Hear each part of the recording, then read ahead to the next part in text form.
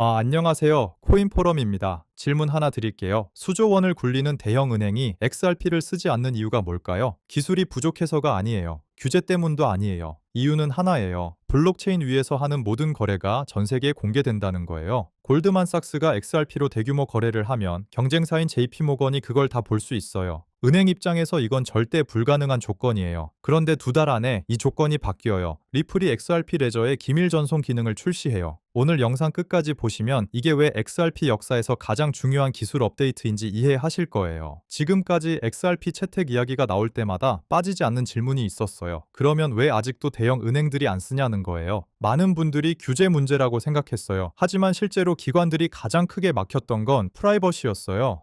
블록체인은 투명해서 좋다고 하는데 기관 입장에서 그 투명성이 치명적인 약점이에요. 경쟁사에게 거래 전략이 다 노출되거든요. 리플은 이 문제를 알고 있었어요. 그래서 2025년부터 해결책을 개발했어요. 그리고 그 해결책이 1, 4분기 2026년, 즉 2달 안에 출시돼요. 이름은 기밀 전송, 컨피덴셜 트랜스퍼예요. 영지식 증명이라는 암호화 기술을 써서 거래 내용을 숨기면서도 규제 기관에는 증명 가능하게 해요. 동시에 XRP 보유자가 처음으로 온체인에서 이자를 받을 수 있는 대출 프로토콜도 나와요. 오늘은 이 2가지가 XRP의 어떤 의미인지 설명해 드릴게요. 면책 조항입니다. 이 영상은 교육 목적이며 투자 조언이 아닙니다. 암호화폐는 고위험 자산이며 모든 투자 결정은 본인 판단과 책임에 하시기 바랍니다. 먼저 문제부터 정확히 짚을게요. 블록체인의 가장 큰 특징이 투명성이에요. 누가 누구에게 얼마를 보냈는지 전 세계 누구나 볼 수 있어요. 일반 사용자에게는 좋아요. 그런데 기관 투자자에게는 악몽이에요. 예를 들어 볼게요. 대형 자산 운용사가 XRP 레저 위에서 채권을 거래한다고 해요. 그 거래가 실시간으로 공개되면 경쟁사가 포지션을 잃고 앞질러 갈 수 있어요. 은행이 XRP로 대규모 국경 간 결제를 하면 그 흐름이 보여서 환율에 영향을 줄 수 있어요. 규제 금융기관은 고객 정보를 보호할 법적 의무가 있어요. 공개 블록체인에서는 이게 불가능했어요. 이게 기관들이 수년간 XRP 레저를 관심있게 보면서도 실제 도입을 망설인 핵심 이유예요. 기밀 전송을 이해하려면 영지식 증명을 알아야 해요. 어렵게 들리지만 개념은 간단해요. 영지식 증명은 내용을 보여주지 않고 사실을 증명하는 기술이에요. 예를 들어 볼게요. 은행이 감독기관에게 이 거래는 적법하고 자금 세탁이 아닙니다. 라는 걸 증명해야 해요. 지금은 거래 내용을 전부 보여줘야 증명이 돼요. 영지식 증명을 쓰면 내용은 숨긴 채로 적법하다는 사실만 수학적으로 증명할 수 있어요. 마치 자신이 문의 열쇠를 갖고 있다는 걸 열쇠를 보여주지 않고 증명하는 것처럼요. XRP 레저의 기밀 전송은 이 기술을 써서 거래 금액과 잔액을 암호화하면서도 규제 기관에게는 선택적으로 증명하는 구조예요. 기관들이 수년간 기다려온 기능이에요. 리플이 이달 출시하는 기밀 전송 기능을 구체적으로 볼게요. 거래 금액이 암호화돼요.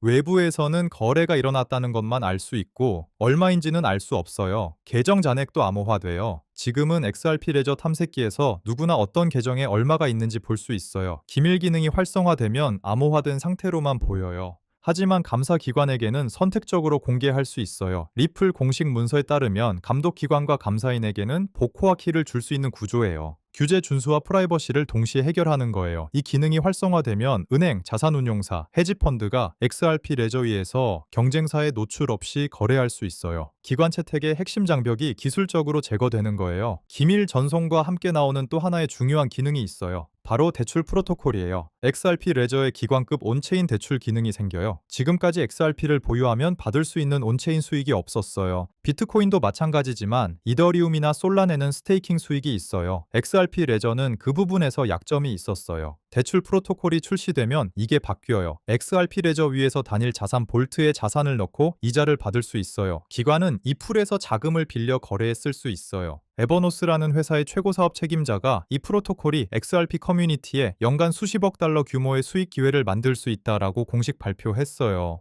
XRP가 단순히 결제 수단에서 수익을 만드는 금융자산으로 진화하는 거예요. 에버노스가 왜 중요한지 설명할게요. 에버노스는 1, 4분기 2026년 안에 세계 최대 상장 XRP 금고 회사가 되는 것을 목표로 하고 있어요. 목표 조달 금액이 10억 달러 이상이에요. 그런데 에버노스가 다른 XRP 투자 회사들과 다른 점이 있어요. ETF처럼 그냥 XRP를 사서 보유하는 게 아니에요. 대출 프로토콜을 활용해서 주당 XRP 보유량을 능동적으로 늘리는 전략이에요. XRP를 사고 그걸 볼트에 넣어서 이자를 받고 그 이자로 XRP를 더 사는 구조예요. 마이크로 스트래티지가 비트코인으로 한 것의 XRP 버전이에요. 그런데 이 전략이 가능하려면 대출 프로토콜이 먼저 나와야 해요. 에버노스가 1, 4분기 안에 마감을 목표로 하는 게 우연이 아니에요. 대출 프로토콜 출시 타임라인과 정확히 맞아 있어요. 기밀 전송과 대출 프로토콜이 나오기 전에 XRP 레저가 이미 준비해 놓은 것들이 있어요. XRPL은 지금 실물자산 블록체인 전체 순위에서 상위 10위예요. 월간 스테이블 코인 거래량이 처음으로 10억 달러를 돌파했어요. 온체인 실물자산 가치가 이미 19억 달러에 달해요. KYC와 자금 세탁 방지를 위한 허가형 도메인 기능이 이미 활성화됐어요. 허가형 거래 기능도 투표 중이에요. 이미 2개의 핵심 컴플라이언스 블록이 완성됐고 세 번째가 곧 나와요. RLUSD가 XRP 레저 위에서 결제되고 있어요. 기반이 이미 깔려 있어요. 기밀 전송과 대출 프로토콜은 이 기반 위에 올라오는 마지막 퍼즐 조각들이에요. 더 큰 그림을 볼게요. 비트와이즈의 매트 호건이 토큰화 시장이 200조 달러까지 성장할 수 있다고 예측했어요. 200조 달러가 얼마나 큰 숫자인지 생각해보면 현재 전 세계 주식시장 시가총액이 약 100조 달러예요. 그 2배가 블록체인 위로 올라온다는 거예요. 채권, 부동산, 펀드, 주식, 원자재가 전부 토큰화되어 온체인에서 거래되는 세상이에요. 이 시장에서 XRP 레저가 가져갈 수 있는 파이가 얼마나 클까요? 기밀 전송이 없었다면 기관들은 XRP 레저를 쓸 수 없었어요. 기밀 전송이 나오면 XRP 레저는 이 200조 달러 시장의 유력한 인프라 후보로 올라서요. 어제 일본 중앙은행 BOJ 이야기를 했어요. BOJ가 블록체인 결제 샌드박스를 시작했고 SBI를 통해 XRP 레저와 연결될 가능성이 있다고요. 오늘은 XRP 레저가 기관들이 실제로 쓸 수 있는 기능을 이달 출시한다는 이야기를 하고 있어요. 이 두 개가 같은 달 안에 일어나고 있어요. BOJ가 블록체인 파트너를 찾고 있는 그 시점에 XRP 레저가 기관들의 가장 큰 장벽을 기술적으로 제거하는 업데이트를 내놓아요.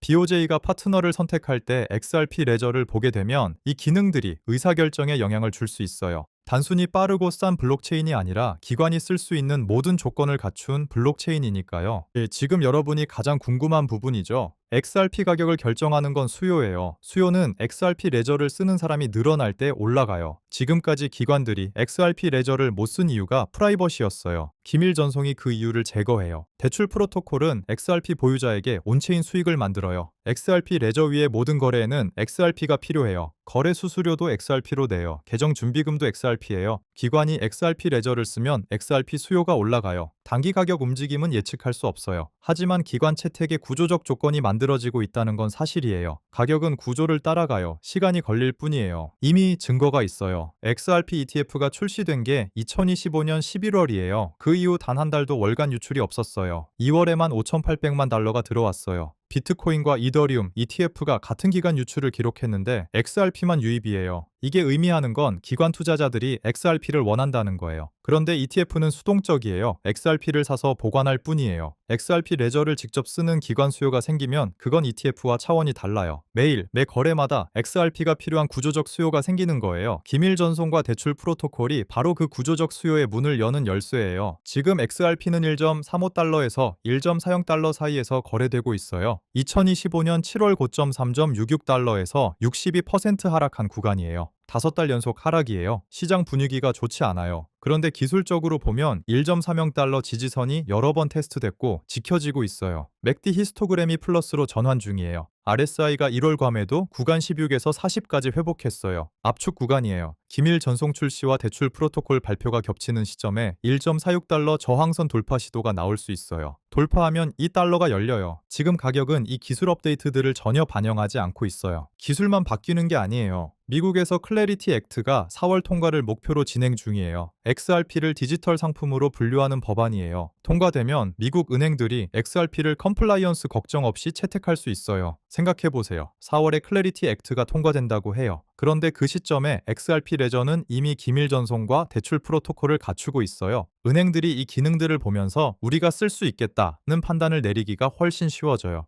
규제 허가와 기술 준비가 같은 시기에 완성되는 거예요. 이 두 가지가 동시에 현실이 된 건 XRP 역사에서 처음이에요. 리플이 공식 문서에서 직접 표현했어요. XRP 레저를 금융 운영 체제로 만들겠다고요. 스테이블 코인 결제, 담보 관리, 온체인 대출, 기밀 거래, 허가형 거래소까지 전부 하나의 프로토콜 위에서 돌아가는 세상이에요. 지금 이 중에서 이미 라이브인 게 스테이블 코인 결제, 허가형 도메인, 담보 에스크로예요. 1, 4분기에 기밀 전송이 나와요. 이 4분기에 허가형 거래소가 나와요. 연말에 대출 프로토콜이 완전 활성화돼요. 로드맵이 실행되고 있어요. 발표만 있는 게 아니라 분기마다 실제 기능이 나오고 있어요. 이게 XRP가 1.35달러에서 살아남고 있는 이유예요. 어제는 BOJ 이야기를 했어요. 일본 중앙은행이 블록체인 결제를 테스트하고 SBI가 XRP 레저와 연결된다는 이야기였어요. 그 전날은 전쟁 공포 속에서도 XRP가 버텼다는 이야기였어요. 이 세 날이 하나의 이야기예요. 전쟁이 와도 버텼고, 중앙은행이 움직이고 있고, 기관들이 쓸 수 있는 기술이 이달 완성된다. 시장이 이 세 가지를 한꺼번에 소화하는 날이 언제 올지는 알 수 없어요. 하지만 가격이 뉴스를 따라가는 건 항상 늦어요. 뉴스가 먼저 나오고 가격이 한참 후에 따라와요. 지금은 뉴스가 앞서 나오고 있는 시간이에요. 오늘 분석 정리할게요. 리플이 1, 4분기 2026년 2달 안에 기밀 전송 기능을 출시해요. 영지식 증명을 써서 거래 내용을 숨기면서 감독 기관에는 증명 가능해요. 기관 채택의 핵심 장벽이 기술적으로 제거돼요. 동시에 XRP 보유자가 처음으로 온체인 이자를 받을 수 있는 대출 프로토콜도 나와요. 에버노스가 이 프로토콜로 연간 수십억 달러 수익을 XRP 커뮤니티에 돌리겠다고 했어요. XRPL은 이미 실물자산 블록체인 상위 10위예요. 스테이블 코인 월 거래량 10억 달러를 돌파했어요. BOJ 샌드박스, 클래리티 액트, 기밀 전송, 대출 프로토콜이 전부 같은 분기에 진행 중이에요. 오늘은 XRPL 기밀 전송 기능의 의미, 대출 프로토콜, 에버노스 전략, 그리고 BOJ 및 클래리티 액트와의 연결까지 정리해드렸어요. 코인포럼 텔레그램에서 기밀 전송 공식 출시 발표, 대출 프로토콜 투표 결과, 클래리티 액트 진행 상황을 실시간으로 공유해 드릴게요. 영상 설명란 링크로 무료 참여하세요. 구독과 좋아요 부탁드리고 다음에도 좋은 정보로 찾아뵙겠습니다. 코인포럼이었습니다.